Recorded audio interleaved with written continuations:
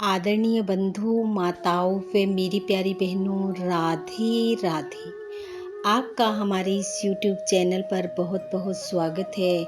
बंधुओं, आज हम इस वीडियो में ज्येष्ठ माह की संकट नाशक गणेश चतुर्थी व्रत की कथा सुनेंगे, जिसे सुनने सुनाने से गणेश जी की कृपा से संकटों का नाश होता है, शत्रु पराजित होते हैं, वे मनुष्य को धन मान व यश की प्राप्ति होती है। कथा सुनने के बाद यदि आप हमारे चैनल पर नए हैं तो कृपया हमारे चैनल को सब्सक्राइब करें, बेल आइकन को प्रेस करें ताकि हमारी वीडियो की नोटिफिकेशन सबसे पहले आप तक पहुंचे। वीडियो को शेयर व लाइक भी जरूर करें। बंधुओं, प्रत्येक माह की शुक्ल पक्ष व कृष्ण पक्ष में आने वाली चतुर्थी तिथि गणेश जी को समर्पित तिथि है।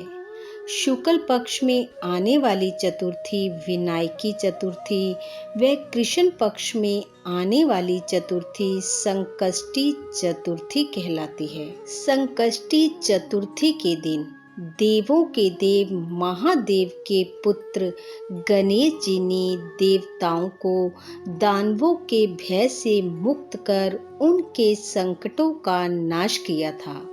इसलिए महादेव ने प्रसन्न होकर गणेश जी को ये वरदान दिया था कि प्रत्येक माह के कृष्ण पक्ष की चतुर्थी संकष्टी चतुर्थी के नाम से जानी जाएगी और जो भी मनुष्य इस दिन भक्ति युक्त चित्त से तुम्हारा पूजन करेगा, व्रत करेगा, कथा का श्रवण करेगा, उसके सब संकटों का नाश होगा, वे प्रत्येक मनोकामना पूर्ण होगी।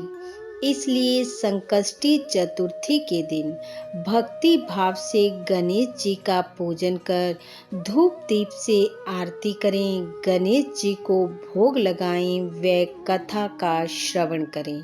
कथा के अनुसार माता पार्वती के पूछने पर गणेश जी ने कहा, हे माता, ज्येष्ठ कृष्ण चतुर्थी सौभाग्य एवं पति प्रदायिनी है।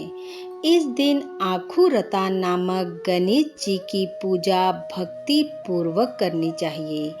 इस दिन घी निर्मित भोज्य पदार्थ अर्थात हलवा, पूड़ी, लड्डू आदि बनाकर गणेश जी को अर्पित करें। ब्राह्मण भोजन के पश्चात स्वयं भोजन करें। हे माता, इससे संबंधित पूर्वकालीन इतिहास मैं आपको सुनाता हूँ, ध्यान पूर्वक सुनो। सतयुग में धर्म कर्म में लीन रहने वाला पृथु नाम का एक राजा था। उसके राज्य में दयादेव नाम का एक ब्राह्मण रहता था। उस ब्राह्मण के 4 पुत्र थे। ब्राह्मण देव ने समय के अनुसार अपने चारों पुत्रों का विवाह कर दिया। विवाह के पश्चात सबसे बड़ी बहू ने अपनी सास से कहा, हे सासू माँ, मैं बचपन से ही संकट नाशन गणेश चतुर्थी का व्रत करती रही हूँ। मैंने पितृगृह में भी इस शुभदायक व्रत को किया है, अतः आप मुझे व्रत करने की आज्ञा दें। पुत्र वधू की बात सुनकर उसके ससुर ने कहा, तुम्हें हमारे घर में किसी बात का कोई कष्ट नहीं है और ना ही तुम भिक्षुणी हो।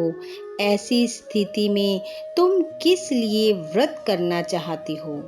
अभी तुम्हारा समय उपभोग करने का है और ये गणेश जी कौन हैं? और ऐसा कहकर बहू को व्रत न करने दिया। कुछ समय बाद बहू ने एक सुंदर पुत्र को जन्म दिया। पुत्र प्राप्ति के बाद वह फिर से अपनी सास से व्रत की आज्ञा मांगती रही, परंतु सास ना मानी। व्रत भंग होने के फलस्वरूप गणेश जी उस पर कुपित हो गए और उसके पुत्र के विवाह काल में वर वधू के सुमंगली के समय उसके पुत्र का अपहरण कर लिया।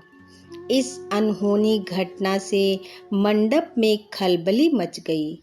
सब लोग वर को ढूंढने लगे, परंतु वह कहीं नहीं मिला।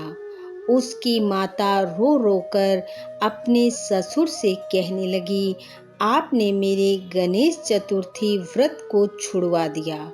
ये गणेश जी का ही कोप है कि मेरा पुत्र गायब हो गया। यह सुनकर ब्राह्मण दयादेव भी दुखी हो उठा और नवविवाहित पुत्र वधू भी दुखी हुई। पति के लिए दुखित पुत्र वधू प्रति महा संकट नाशन गणेश चतुर्थी का व्रत करने लगी। एक दिन वेदज्ञ ब्राह्मण भिक्षा के लिए उनके द्वार पर आया और कहा, हे बेटी, मुझे भिक्षा स्वरूप इतना भोजन दो कि मेरी भूख शांत हो जाए। उस कन्या ने ब्राह्मण को आदर पूर्वक बिठाया और भोजन करवाया। कन्या की सेवा से प्रसन्न हो ब्राह्मण ने कहा, बेटी, मैं तुझ पर प्रसन्न हूँ। तू अपना मन चाहा वर मुझसे मांग सकती है।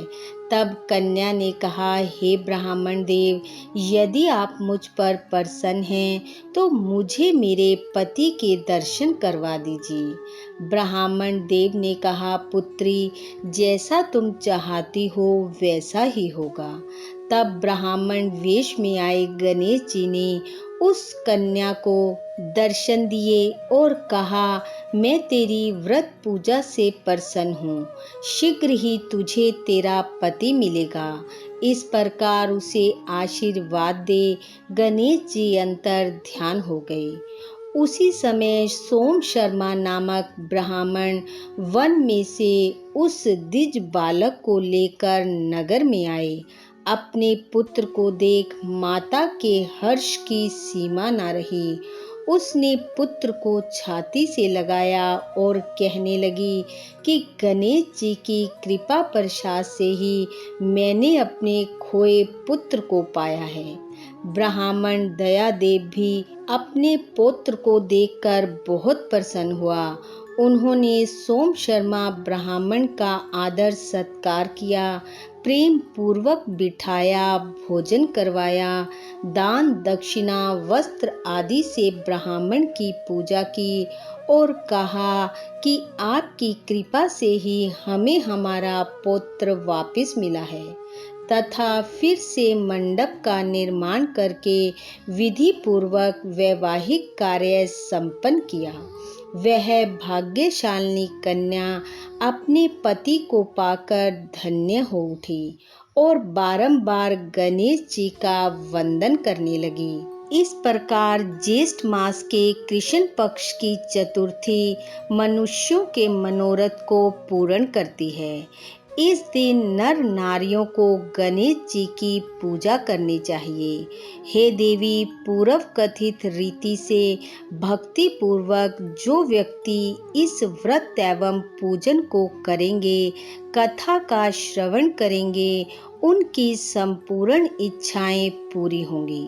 श्री कृष्ण जी कहते हैं, हे धर्मराज युधिष्ठिर, भगवान गणेश जी के व्रत का ऐसा ही महत्तम है। हे राजन, अपने शत्रुओं के विनाश के लिए आप भी इस व्रत को अवश्य कीजिए। बोलो गणेश जी महाराज की जय। बंधु, गणेश जी की कृपा आप व आपके परिवार पर सदैव बनी रहे। आपका घर आंगन खुशियों से महकता रहे। इन्हीं शुभकामनाओं के साथ आप सबका बहुत बहुत धन्यवाद। राधे राधे।